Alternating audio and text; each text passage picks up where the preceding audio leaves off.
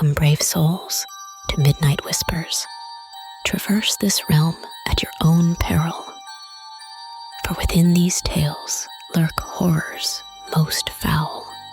Tonight's tale may twist the very fabric of your sanity. And a word to the wise, this narrative paints pictures of terror not meant for every eye or ear. Venture ahead if you dare, but remember, you have been warned. I stirred from the depths of an icy slumber, the cryopod's embrace relinquishing its hold on my body with a hiss of decompressing air. My eyelids fluttered open, revealing a frosted glass canopy that receded, admitting the dim glow of the spear's internal lighting. For a moment I lay there disoriented, the fog of deep sleep clouding my mind. My limbs felt heavy, like they were made of lead, and a dull ache throbbed at the base of my skull, the usual aftermath of prolonged cryo-sleep. Gradually, I propped myself up on my elbows, squinting against the dim light that seemed unbearably bright to my sleep-encrusted eyes. The air was cold, a stark contrast to the warmth of the pod's interior. Each breath I took formed a ghostly mist, dissipating slowly in the still air of the chamber. I swung my legs over the side of the pod, planting my feet on the cold metal floor. The sensation sent a shiver up my spine. The chamber, usually bustling with the activity of waking crew members, was eerily silent. The only sound was the quiet hum of the ship's life support systems, a background noise I had grown so accustomed to that it was almost comforting. As I stood, a wave of dizziness washed over me, forcing me to steady myself against the pod. The walls of the chamber, lined with rows of identical pods, stretched out before me, an endless sea of frosted glass and steel. But something was wrong. The other pods remained sealed, their occupants still locked in their artificial slumber. A sense of unease began to gnaw at me. Why was I the only one awake? I took a tentative step forward, my legs wobbly as I acclimated to movement after the long period of stasis. The spear's internal lights flickered sporadically, casting shifting shadows that played tricks on my eyes. I could see my breath in the air, a testament to the drop in temperature. The environmental controls must have malfunctioned during my sleep, I thought, a logical explanation that did little to ease the growing knot of apprehension in my stomach. I made my way to the nearest console, the display dimly lit and covered in a thin layer of dust. The last logged entry was dated far beyond what my mission schedule had dictated. Confusion mingled with worry. Where was my crew? The silence of the ship was oppressive, a weight that seemed to bear down on me with each step I took. I felt the hairs on the back of my neck stand on end, a primal reaction to the unknown that lurked in the shadows of the spear. As I moved through the deserted chamber, my mind raced with possibilities, each more unsettling than the last. The ship should have been alive with activity, but now it felt like a ghost ship, drifting aimlessly through the void of space. The only sign that it was still operational was the steady thrum of the engines, a vibration that I could feel through the soles of my feet. I reached the door leading out of the cryo chamber, its surface cold and unyielding under my touch. With a deep breath, I pressed the release mechanism, and the door slid open with a reluctant groan, revealing the dimly lit corridor beyond. Stepping out of the chamber, I was enveloped by the vastness of the spear. The corridor stretched out before me, its length shrouded in darkness. My heart pounded in my chest, each beat echoing in my ears. I was alone, adrift in a sea of uncertainty, with no idea what awaited me in the depths of my own ship. And so, with a mixture of trepidation and resolve, I began my journey through the silent halls of the spear, each step taking me further into the unknown. With each step I took, the heavy silence of the spear seemed to press in around me, a tangible presence in the empty corridors. The dim lighting cast long, wavering shadows that flickered and danced along the walls, creating an eerie, almost hypnotic effect. I moved cautiously, my senses heightened by the profound stillness that enveloped the ship. The corridor was lined with bulkheads and closed doors, each leading to different sections of the spear. Normally, these would be bustling with activity, the crew going about their duties with a sense of purpose and efficiency. Now they stood as silent sentinels, guarding the secrets of the ship. As I passed a window, I paused to look out into the vastness of space. The stars twinkled coldly in the black void, distant and indifferent to the plight of the spear and its lone, waking occupant.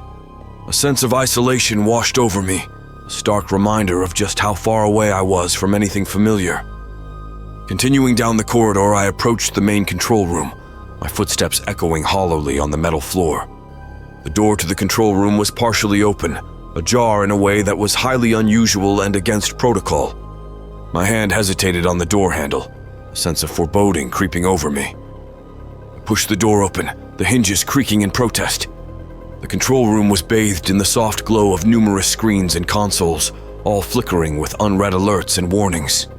The room was in disarray, chairs overturned, papers scattered. It looked as though it had been abandoned in a hurry. I stepped inside, my eyes scanning the room for any sign of what might have happened. The main console was still operational, a blinking cursor on the screen beckoning me. I approached it, my heart pounding in my chest. I logged in, my fingers moving automatically over the keys, and the ship's logs appeared on the screen. The logs were a jumble of technical data and routine updates, but as I scrolled through them, a sense of dread began to build. The entries became more erratic, filled with reports of system malfunctions and unexplained occurrences. The final entry was a stark, chilling message. Containment breach. All personnel evacuate immediately. A chill ran down my spine. Containment breach? Evacuate. What had happened on this ship? I turned away from the console, my mind racing. The Spear was a state-of-the-art vessel, equipped with the latest technology and safety protocols. What could have possibly gone so wrong? That's when I heard it. A faint noise, barely perceptible above the hum of the ship. It was a scraping sound coming from somewhere in the depths of the Spear. My heart skipped a beat. There was something else on this ship, something moving in the shadows. With a mix of fear and determination, I left the control room, intent on discovering the source of the sound. As I moved deeper into the ship, the noise grew louder, more distinct. It was a scraping, shuffling sound like something dragging itself along the metal floor. I rounded a corner and the corridor stretched out before me, disappearing into darkness. The scraping sound was louder now, echoing off the walls. I took a cautious step forward, my hand reaching for the utility tool at my belt. Whatever was in the Spear with me, I was not going to face it unarmed. As I moved forward, the ship seemed to come alive around me, the shadows twisting and turning in the dim light. My breath quickened, a cloud of mist forming with each exhale. The sense of being watched, of being hunted, was almost overwhelming. And then suddenly the scraping sound stopped. The silence that followed was deafening. I stood still, my heart pounding in my ears, waiting for whatever was lurking in the darkness to reveal itself. But nothing came. The corridor remained empty, the shadows still. Taking a deep breath, I continued on, the weight of the unknown pressing heavily upon me. The Spear held its secrets close, and I was determined to uncover them, no matter what horrors lay waiting in the depths of the ship. Pressed on, my resolve steeling me against the growing terror.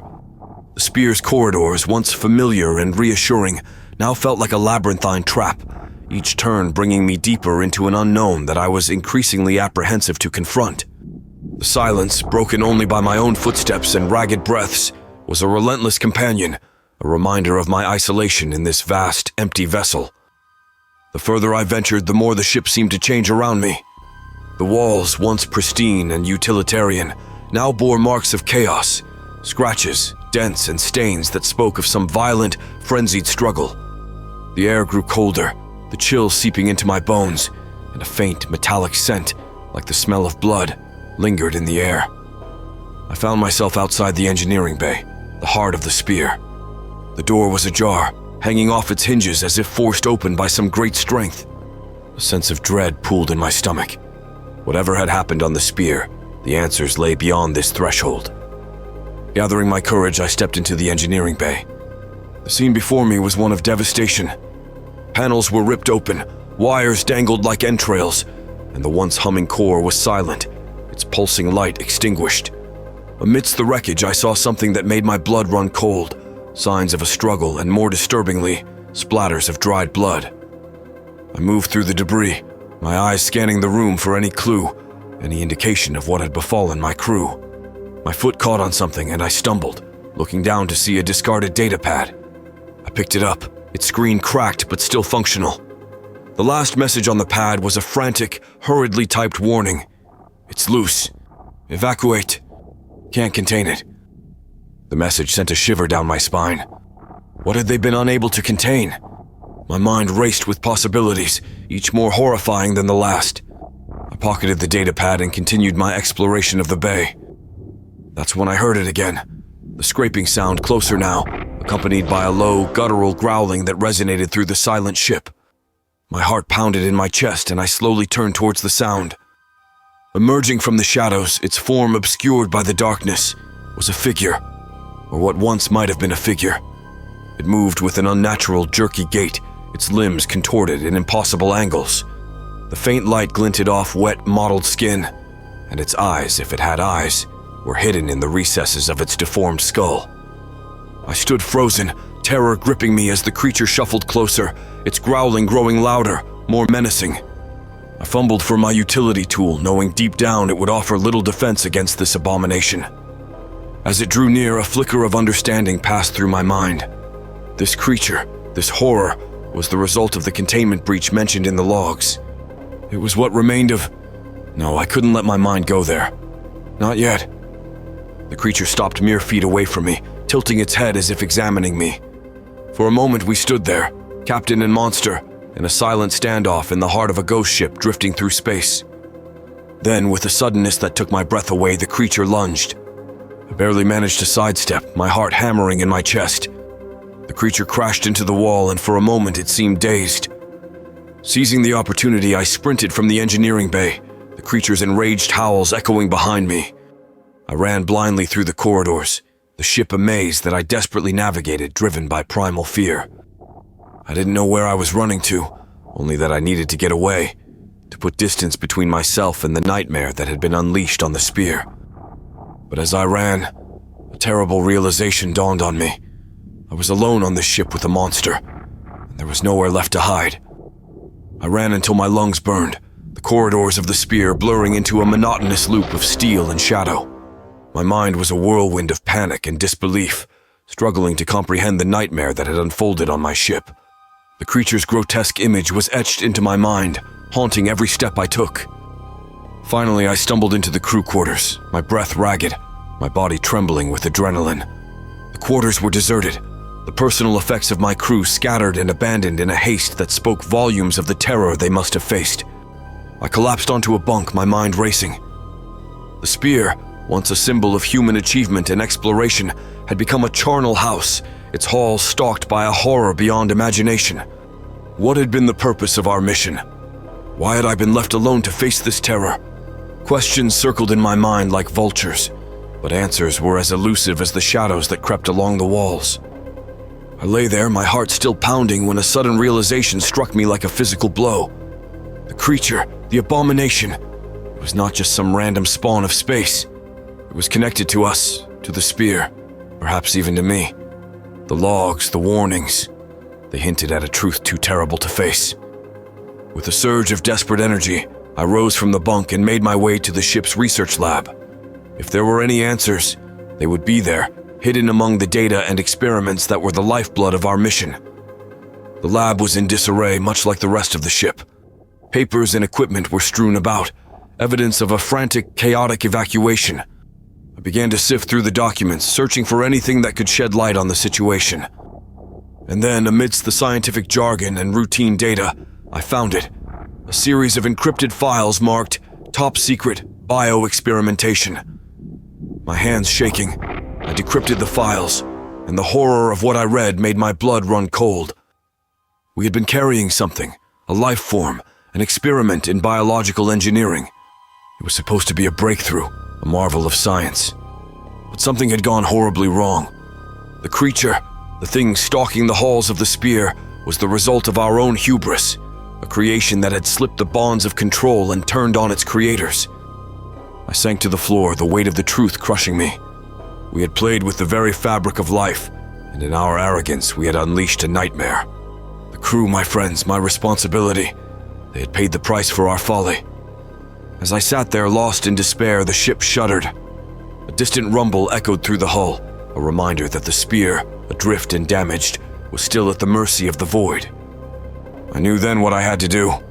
I couldn't let this abomination, this testament to our mistake, reach civilization.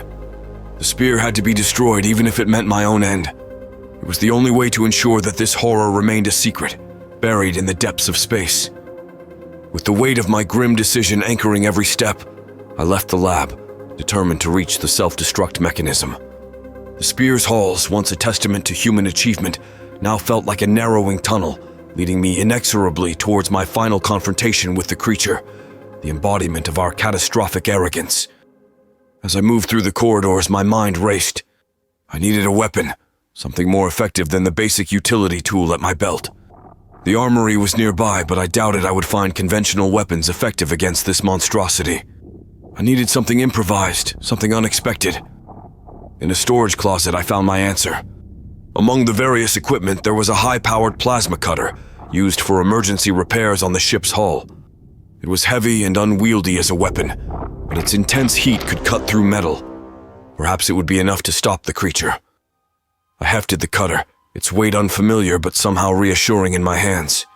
As I continued towards the self-destruct mechanism, the ship seemed to pulse with an ominous energy, as if it too sensed the impending finality of our journey.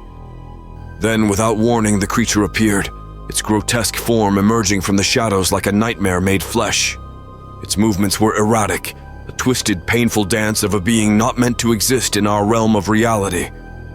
I raised the plasma cutter, its blue flame casting an eerie light on the walls. The creature hesitated as if recognizing the threat. It let out a guttural sound, a horrifying mix of a growl and a whimper, and lunged towards me. Adrenaline surged through my veins, sharpening my senses. I sidestepped its first attack, the creature's claws scraping against the metal walls, sending sparks flying. I swung the cutter, the plasma blade slicing through the air, narrowly missing the creature as it recoiled. The creature recovered quickly, its movements fueled by some unfathomable instinct. It was wounded but not defeated. We circled each other, predator and prey locked in a deadly dance. I knew I couldn't let this continue. I had to reach the self-destruct mechanism, and every second counted.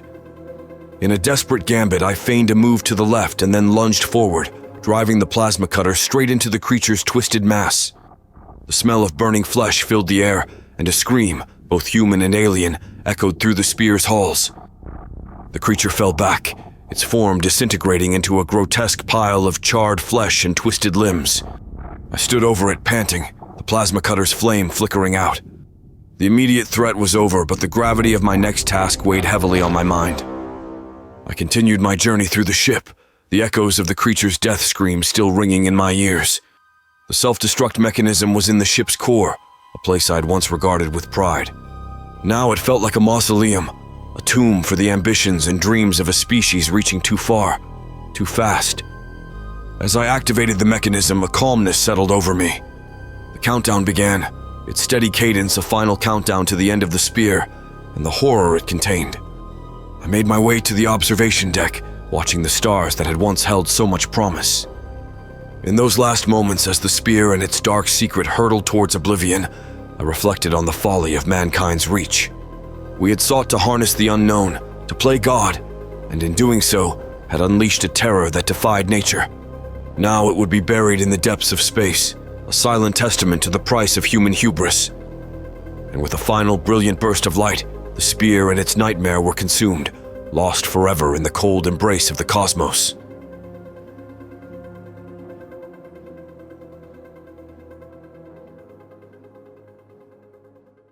And so, another tale from the depths of night concludes. But remember, dear listeners, in the realm of midnight whispers, the echoes of our stories never truly fade.